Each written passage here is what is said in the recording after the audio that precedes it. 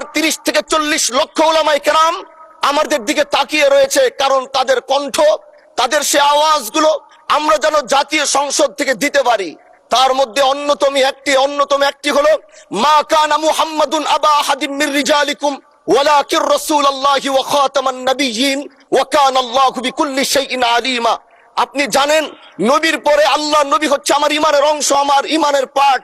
তিনাকে ভালোবাসা, তিনার উপর ইমান, এটা আমার ইমানের অংশ।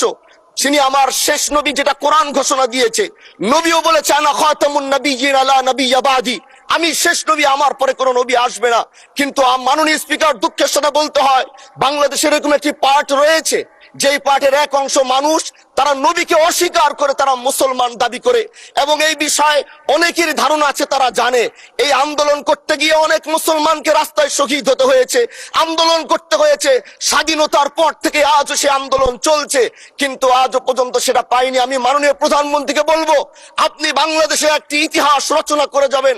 আপনার মাধ্যমে যদি এটা স্বীকৃতি পায়, যারা নবীকে অস্বীকার করে তারা কোনোদিন মুসলমান থাকতে পারে না, এটা আইনের মাধ্যমে, এটা বাংলাদেশের পার্লামেন্ট থেকে ঘোষণা হবে, সেটা আমরা চাই। মাননীয় স্পিকার, আরেকটি কথা, আপনি জানেন আমরা আমাদের নবীকে সবচেয়ে বেশি ভালোবাসি, যিনি আখিরি নবী, যাকে বলা হয়েছে ওয়ামা আরসালনাকা ইল্লা রাহমাতাল লিল আলামিন। আমরা বারবার দেখছি কিছুদিন পর পর কারা যেন কিভাবে এসে আল্লাহ নবীর শানে কটূক্তি করে, নবীকে নিয়ে অশ্লীল ভাষায় গালিগালাজ করে, নবীর শানে কটূক্তি করে। এই আন্দোলন, এই সংগ্রাম করতে গিয়ে আপনিও মাননীয় স্পিকার দেখেছেন, রাস্তাঘাটে আন্দোলন করতে গিয়ে কত মানুষ মৃত্যুবরণ করেছে।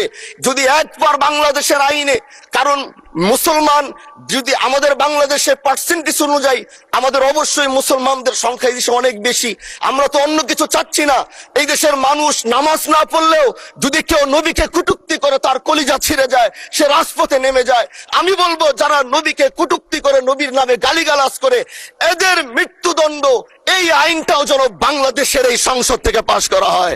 মাননীয় স্পিকার, এই কথাগুলো বলতে গিয়ে অনেক কথা হারিয়ে যাচ্ছে। এলাকায় বলেছিলাম যে আমরা ন্যায়ের পক্ষে কথা বলবো, ইনসাফের পক্ষে কথা বলবো।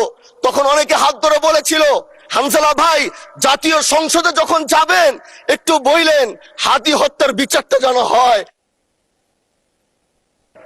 জি, 2 মিনিট বাড়ানো হলো, আরো বলেন। আজকে যে সন্তানটা ন্যায়ের পক্ষে কথা বলেছিল, ইনসাফের আওয়াজ দিয়েছিল, আমাদের মতোই যুবক, মাননীয় স্পিকার, তিনি এই যে স্বপ্ন বলেছিল এক সুন্দর বাংলাদেশ করবার, রাস্তার ভিতরে সেই স্বপ্ন থামিয়ে দেওয়া হয়েছে।